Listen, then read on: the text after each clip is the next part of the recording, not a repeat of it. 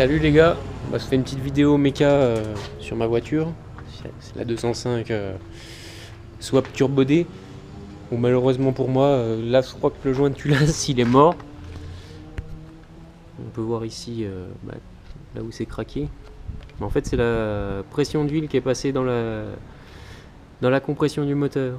Et du coup ça me faisait fumer la voiture en permanence, elle donnait des à-coups.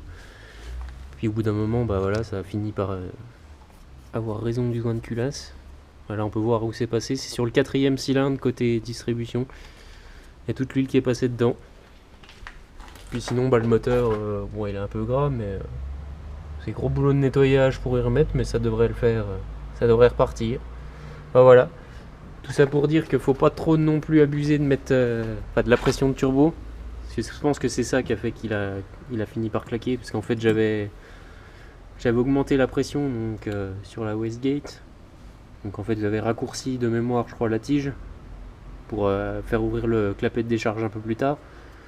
Mais bon, là on était à 1 bar 2, 1 bar 3 sur un moteur 4J 340 000, ça a pas fait long feu quoi. 10 000 km, le temps de claquer le joint, voilà. Enfin bon, je vais en remettre un.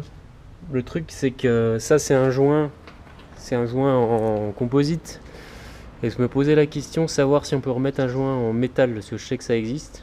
Alors s'il y en a qui sont au courant, qui l'ont déjà fait, est-ce qu'on peut mettre un joint métal sur, à la place d'un joint composite, voilà. Parce qu'après je sais pas si ça change le couple de serrage des vis et tout, faudrait que je me renseigne.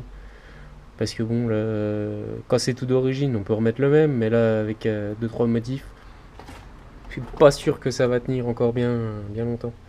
Parce que vous avez aussi changé pas changé, régler l'écrou créné de la pompe pour pouvoir faire un déclenchement de turbo un peu plus tôt en fait dans les tours.